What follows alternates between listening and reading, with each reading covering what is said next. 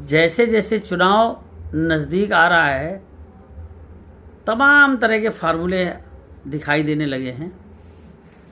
एक तो वही पुराना फार्मूला महागठबंधन बनाने का, कुछ लोग सारी पार्टियों को एक करके किसी के खिलाफ चुनाव लड़ना चाहती हैं। एक इसी सरकार के पूर्व मंत्री, सत्ता के लालायित मंत्री जब ये कहते हैं कि इस प्रदेश में हमारी पार्टी हर साल मुख्यमंत्री बदलेगी, हर साल जो सीएम होगा और डिप्टी सीएम होगा उनकी जातियां अलग होंगी, हर जाति का डिप्टी सीएम और सीएम बनाया जाएगा, फिर उसको चेंज करके दूसरी जाति का सीएम डिप्टी सीएम बनाया जाएगा। इस तरह से ये श्रृंखला 5 साल तक चलेगी। इसलिए जितनी भी जाति वाले हैं, सारी जाति वाली हमारी पार्टी में आप आ जाइए। लुभाने की कोशिश, लालच देने की कोशिश। क्या लगता है इस लोकतांत्रिक देश में ऐसा करना उचित है? 85% 15% की जो राजनीति चल रही है, ये तो बहुत दिनों से चल रही है। वाम मोर्चा इस पे बहुत कुछ आगे काम करता है और अपनी भाषणों में, अपनी बातों में तमाम तरह की चीज़ें लोगों को समझाने की कोशिश करता है, लेकिन क्या ये फार्मूला सक्सेस हो पाया? खैर, जब से मैंने इन मंत्री जी की बात सुनी तब से मुझे बड़ी कोफ्त हुआ। इससे पहले मायावती जी भी पिछली बार कह चुकी थी, बाद में हालांकि उन्होंने उस फार्मूले पे एडॉप्ट नहीं किया। शायद उनको लगा वो गलत कर रही हैं या गलत कर रही हैं, गलत कर गई हैं या गलत बोल गई हैं। उन्होंने ये कहा कि हर जाति का अध्यक्ष बनाया जाएगा। जो प्रदेश में किसी भी जाति के साथ प्रॉब्लम होती है तो उसी जाति का आदमी जाएगा और उस प्रॉब्लम को सॉल्व करेगा। जातियों में तोड़ना, जातियों में बिखराव करना, जातियों का बंटवारा ही तो इससे होगा। ऑलरेडी इतना बंटवारा हो चुका है, ऑलरेडी लोग लड़ रहे हैं, ऑलरेडी देश पीछे जा चुका है, देश जातियों में बटा हुआ है। कितना और बंटवारा करेंगे या क्या है? ये एकता का फार्मूला है? हमें नहीं लगता कि इससे एकता हो सकती है। बात एक व्यक्तिगत आप बात कर लीजिए सपा की, उसी का फार्मूला लोग लेते हैं कि उसमें यादव हैं। सारे यादव नहीं हैं, बहुत सारे यादव और भी लोग और भी जगह हैं, लेकिन उनसे एक कॉन्सेप्ट निकालते हैं कि इस पार्टी को बढ़ाने वाले यादव, तो हमारी पार्टी को भी सारी जाति वाले अगर हमारे साथ जुड़ जाएं। अपना दल भी ये फार्मूला लेके चल रहा है, कहीं कोई लेके चल रहा है, कहीं कोई लेके चल रहा है। मैं इसकी खिलाफत करता हूँ। हमारी जो पार्टी है, हमारी जो सोच है, हमारे जो सिद्धांत है, चाहे वो रंगबाज सेना सामाजिक संगठन के हों, चाहे वो नव निर्माण पार्टी के हों, उसमें कहीं पर भी जातिवाद और धार्मिक राजनीति का हमेशा विरोध होता आया है। पिछले 4 साल से रंगबाज सेना से हम ये लिखते चले आए हैं कि हम लोग इंसानों पे काम करते हैं। हमारे लिए ये समाज एक है, हमारे लिए इंसान ही सबसे ज़्यादा महत्वपूर्ण है।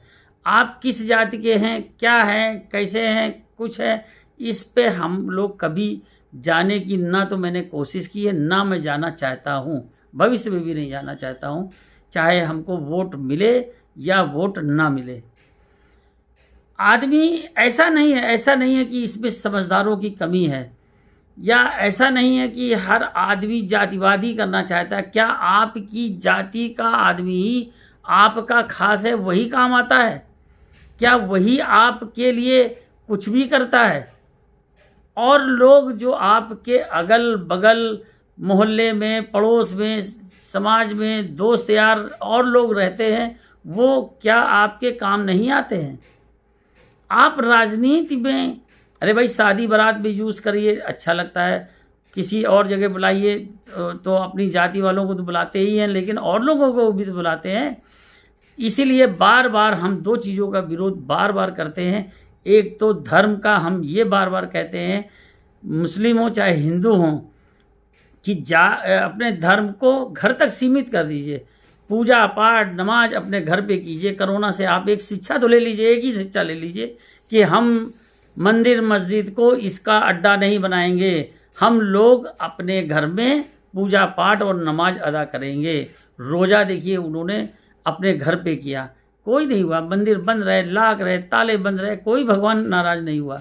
आप अपने घर में मूर्ति लगाइए, आप अपने घर में मंदिर सभी लोग बनाते ही हैं, और नमाज पढ़िए, किसने रोका है। नंबर दूसरी बात, जाति के लिए हम लोग ये शुरू से कहते चले आ रहे हैं कि जाति की जगह नाम आप लिखते हो, ठीक है, जाति भी लिखते हो। सुनील पटेल मेरा नाम है, अगर मैं पत्रकार सुनील पटेल कर दूं तो क्या हर्ज होगा, योग्यता लगाइए आप। हम जाति हटाने की बात नहीं कर रहे हैं, अगर आप हटाना चाहो तो बहुत अच्छा है कि जाति को धीरे धीरे समाप्ति की तरफ ले जाया जाए, और जाति धीरे धीरे आज नहीं 10 साल बाद, 20 साल बाद, 100 साल बाद जाति खत्म होगी, बढ़ेगी नहीं। आप अपने नाम के साथ में योग्यता को जरूर लगाइए, क्योंकि जाति की पूछ तो आप में है, आपकी जाति में है, लेकिन याद रखिए जाति की पूछ समाज में नहीं है, नौकरी में नहीं है, व्यापार में नहीं है, विज्ञान में नहीं है। वहाँ पर पूछ केवल एक चीज़ की है, योग्यता की। हम लोग योग्यता की पैरवी करते हैं। योग्यता आप अपने नाम के साथ जोड़ दीजिए, जो भी आपके हुनर है, कोई आपके कोई क्वालिफिकेशन है, कोई डिग्री है, आप अपने नाम के साथ जोड़ दीजिए। उससे क्या होगा कि बच्चों में भी एक संदेश जाएगा कि अगर हम कुछ नहीं पढ़ेंगे, हम कुछ काम नहीं करेंगे तो हम नाम के आगे क्या लिखेंगे, समाज में बेइज्जती होगी। शिक्षा का प्रसार होगा, शिक्षा के लिए सारे बच्चे ऑटोमेटिक पढ़ने लगेंगे कि भाई हमको तो भाई BA लिखना है, हमें MA लिखना है, MSc लिखना है, डॉक्टर लिखना है, इंजीनियर लिखना है, कुछ भी लिखना है। तो आप नाम के आगे योग्यता लगाइए। हमारा संगठन, हमारी पार्टी आज भी यही संदेश दे रही है कि हम लोग योग्यता को और शिक्षा को, दो चीज़ों को, क्योंकि जो हमारी रंगबाज सेना है वो आत्मबल पे काम करती है, और आत्मबल आपका मजबूत केवल शिक्षा से हो सकता। नॉलेज नहीं होगी तो आप बोलोगे क्या, आप क्या समझाओगे, आप क्या ज्ञान दोगे लोगों को, मंच से क्या बोलोगे। आप बोलने में बहुत महारत हासिल है, लेकिन आपको चुटकुला ही नहीं आता तो लोगों को हंसाओगे क्या। तो आपको ज्ञान किसी भी रूप में, किसी भी चीज़ का आपको लेना ही होगा। उसके लिए शिक्षा एक कंपलसरी चीज़ है। उस शिक्षा पे 2.5 साल हमने आंदोलन किया है, और लगातार हम नई शिक्षा नीति आने से पहले तक करते चले आ रहे हैं। समान शिक्षा का फार्मूला हमारा नई शिक्षा में सफल होते हुए नज़र आ रहा है, इसलिए हमने आंदोलन को रोक दिया। लेकिन ये जाति के साथ, हम नाम के साथ ही जो योग्यता का एक आंदोलन हमने फिर से स्टार्ट किया है, वो इसलिए स्टार्ट किया कि अगर सभी लोग इसको लगाने लगेंगे तो शिक्षा का प्रसार होगा। गांव में जाकर के हम लोग बच्चों को बता सकते हैं, शहर में बता सकते हैं, अपने बच्चों को बता सकते हैं, दूसरे के बच्चों को बता सकते हैं कि आप लोग नाम के आगे बेटा, आप लोग नाम के अगर पढ़ाई नहीं करोगे तो नाम के आगे क्या लगाओगे। तो इससे शिक्षा में भाग दो। तो शिक्षा से समाज बदलेगा, और योग्यता से, अब योग्य तभी हो गए आप जब आपके अंदर कोई क्वालिफिकेशन आ गई। आपने किसी का प्रैक्टिकल कर लिया, आपने किसी फैक्ट्री में काम कर लिया, आपने कुछ भी कर लिया, तो आप योग्य हो गए। अरे भाई बड़े माहिर आदमी हैं, अरे भाई ये कर लेते हैं, अरे भाई स्कूटर बना लेते हैं, बहुत बढ़िया स्कूटर बना लेते हैं, AC बना लेते हैं, फ्रिज बना लेते हैं, TV बना लेते हैं, ये करते हैं, वो डॉक्टर है, वो इंजीनियर है, वो वैज्ञानिक। योग्यता, तो शिक्षा और योग्यता पे मेरा मेन फोकस हम लोगों का, पार्टी का आज भी है, कल भी है, परसों भी रहेगा। इस चीज़ को आप लोगों से हमारा मत है कि आप इसको आगे बढ़ाइए। अब आप एक प्रश्न कर सकते हैं कि आप सामाजिक संगठन चलाने के साथ साथ में आपने राजनीतिक पार्टी का गठन क्यों किया। तो मैं उसका आंसर सिर्फ इतना ही देना चाहता हूँ कि राजनीति में हर राजनीतिक आदमी जब भी फार्म भरता है तो उसमें लिख देता है समाज सेवी। उसे आप कॉलम देख लीजिए, चुनाव लड़ेगा, कुछ भी करेगा, कहीं भी करेगा, समाज सेवी लिखता है। हम संगठन से समाज का पिछले 4-5 साल से लगातार काम करते चले आ रहे हैं, और मेरा दावा है ऐसा कोई भी शायद क्षेत्र छूटा हो जिसमें हम लोगों ने कोई काम ना किया हो समाज का। उस काम को करते हुए हम लोग आगे बढ़ रहे हैं। हमारी पार्टी का भी यही संदेश है, यही सोच है कि हम समाज से जुड़कर ही आगे बढ़ेंगे। हमारे पास पैसा नहीं है, हम पैसे से लोगों को नहीं खरीदेंगे, हम पैदल चल के प्रचार करेंगे। हम उन लोगों को टिकट देंगे जो लोग शिक्षा और योग्यता में आगे होंगे। हमारा उद्देश्य क्या है, हमसे लोगों ने जब ये कहा, युवाओं ने कहा कि हम लोग क्या करेंगे, यही समाज सेवा करते रहेंगे, हमें ताकत कैसे हासिल होगी, तो मैंने कहा भाई राजनीतिक दल से हासिल होगी, दूसरे के घरों में हम नहीं जाना चाहते।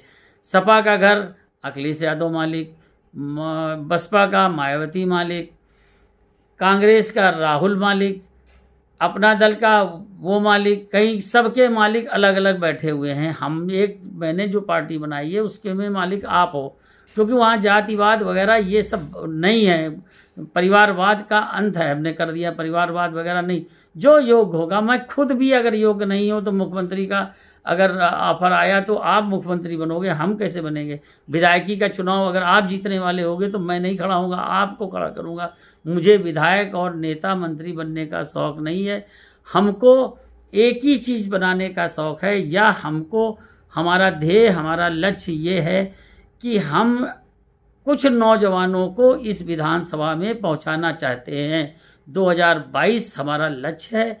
इस लक्ष्य में जितने भी योग्य और शिक्षित नवयुवक इसमें हम पहुंचा सकेंगे, वही हमारी सफलता है, वही आपकी ताकत होगी। वो आवाज़ जब आप उठाओगे जा करके विधानसभा में, वो आपकी ताकत बन के निकलेगी। समाज का परिवर्तन भी होगा, पार्टी में भी परिवर्तन होगा, आप में भी परिवर्तन होगा, आने वाली जो पीढ़ियाँ हैं उसमें भी परिवर्तन होगा। इसलिए आज जो मेरा ये टॉपिक है वो ये समझाने का है, कतई जातिवाद और धर्म के चक्कर में आप लोग मत पड़िए। आप ओरिजिनल स्थिति में आइए जहाँ पर आपका विकास होना है, जहाँ से आपको अर्थ ताकत हासिल होनी है, पैसा हासिल होना, वो सब इन्हीं सब चीज़ों से मिलेगा और आप आगे बढ़ सकते हो।